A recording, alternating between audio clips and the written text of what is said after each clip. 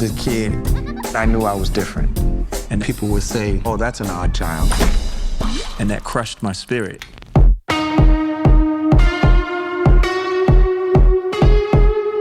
My whole life I felt like a stepchild in school, at home. I wanted was to be the biggest underground artist of all time, and I finally found imperfection with this album, so I appreciate y'all. I love y'all. I am really scared right now. For those who don't know, I started this channel out of desperation after my last channel got abandoned by the algorithm, but now I think this channel may be getting that same treatment because my last few videos haven't been the best. I don't have the ability to drop great videos weekly anymore due to my insanely packed lifestyle at the moment. I say all this to say, this is the most important video I have ever released. All I need is one last video to get the algorithm to like me again, because once they do, it's over. So I'm gonna buy myself some time by using a video from that old channel. It was the last of a trilogy of successful videos on that channel, so I know it's good. If this video flops, then I know this channel is pretty much cooked. If it isn't, y'all will get peak cinema every other week. I can finally afford a thumbnail creator for every video. For context, the only time I've had a thumbnail creator for any of these videos was this one, my biggest video. So yeah, this video is extremely important. I'm very scared. Please share it. I love y'all. Enjoy. Let's stick the landing to what I'm gonna call the Outside trilogy. Both of those videos cover two minorities: people who care enough to be vocal in their support for art, and people who care enough to make that art. Now, why are these two only a small percentage of people? Well, the answer to that is kind of the whole point of those first two videos, so go watch them if you haven't. But I want this third video to be all about how it feels to be in that small percentage, and how the people outside of that percentage treat that minority. Let's talk about Chromacopia for a second. I'll let you guys know off rip, I'm in love with it. It's all about never dimming your creativity despite all of the societal pressures telling you to conform the more you age, which is pretty much word for word my thesis for my last video that dropped 2 days before Chromacopia. So yeah, this album hit me hard. It's kind of the soundtrack to my life right now. Tyler lives in a country where the average male is white, straight, monogamous, and has a wife and kids. But Tyler himself is black, bisexual, monogamy is not for him, and is not ready for children. And this is just the pressure he's feeling now because he's getting older, but Tyler has always stood out from what is considered normal. Not only when he first got big with Odd Future, but even before that. There's plenty of interviews where he talks about growing up and feeling like an outsider. My whole life I felt like a stepchild,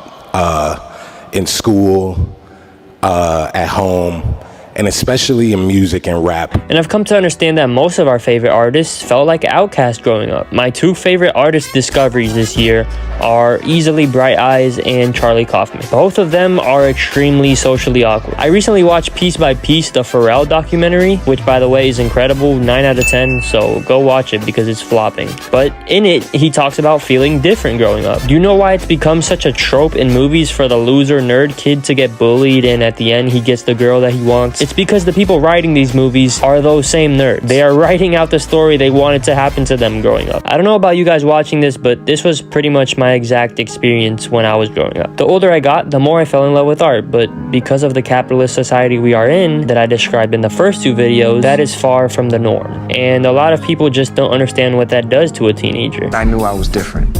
And people would say, oh, that's an odd child.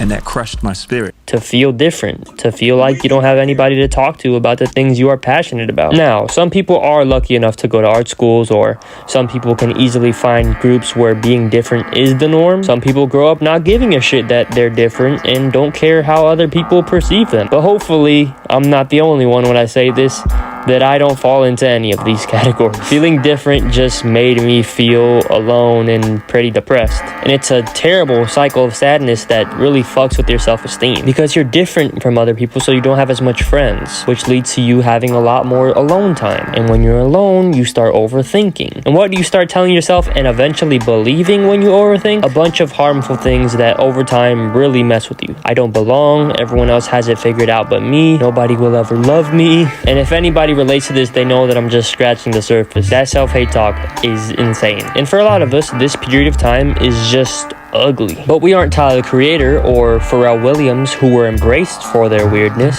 and got a lifestyle that spoils them for being different. We were rejected for it. And a lot of people grow up and understand that a lot of people just don't understand that they're different. A lot of other people try to fit in so hard that they eventually do, but this is far from the majority. A lot of us develop habits because of this low self-esteem. Things like terrible social anxiety, porn addictions, eating our pain away. So what do the other people do? The lonely that aren't showered with Kanye West level praise. What should they do to make it to the other side and finally love themselves? The answer is nothing. Bear with me for a second because I got 2 points I want to get to here. One of the biggest things I've realized in the past year is that most cliches are true. And the cliche that you should love yourself just the way you are is one of those. Much like creativity gets stripped away from you the more you grow up, so does your self-love. But there was a point in everyone's life where they loved themselves. Nobody hates themselves the second they get farted out of their mom's. There is a point in most people's lives where they stop loving themselves. You gotta do some thinking, some reflection on what that point is, or maybe it's multiple points. For example, for me, it was mostly feeling like an outsider in high school. But thinking back to my childhood, I realized patterns of conformity that allowed me to be affected so strongly by everything that happened in high school. Once I understood where everything came from, I immediately understood why I felt so much self-hatred. And I understood that self-hatred is just illogical, and that's just not for me. That's literally most people on the planet. There is no real reason to actually hate yourself unless you're like a rapist, murderer man, which if you're watching this video, you're not, I hope. At the end of the day, we're just products of our environment. We are just a collection of everything that has happened to us. But you are your own unique collection of things, and you should love that collection of things and embrace that as opposed to conform. Like I said earlier, I've been doing YouTube for so long with no success. For my team, I like to drink lean. Hey. Mr. Clean, and I suck a lot of things. But every video I made was conforming to make more digestible content. But when I made my most me video ever, which was my last video, it got the strongest response to any of my videos ever. What if I made a video that was less representative of who I am and was more for the algorithm? The comment sections would be so dry. It wouldn't be me interacting with people that are geeks like me. Which leads to my second biggest point in this video, empathy. Kendrick addresses his ugliest truths on Mr. Morale and comes out on the other side loving himself. Tyler is doing the exact same on Chromacopia. It's no coincidence that all of the highs I'm hitting in life currently are coming right after I made an album confronting my darkest traumas. It is possible to love yourself even when you understand how flawed you are. The same way you can love your flawed family or friends, which is exactly why I bring up empathy. Both Kendrick and Tyler humanize people around them that other people just wouldn't. Tyler embraces a girl who lives out her sexual fantasies, the type of fantasies that would get judged by most people. Kendrick does one of the most challenging things he's probably done in his career and attempts to humanize Kodak Black and understand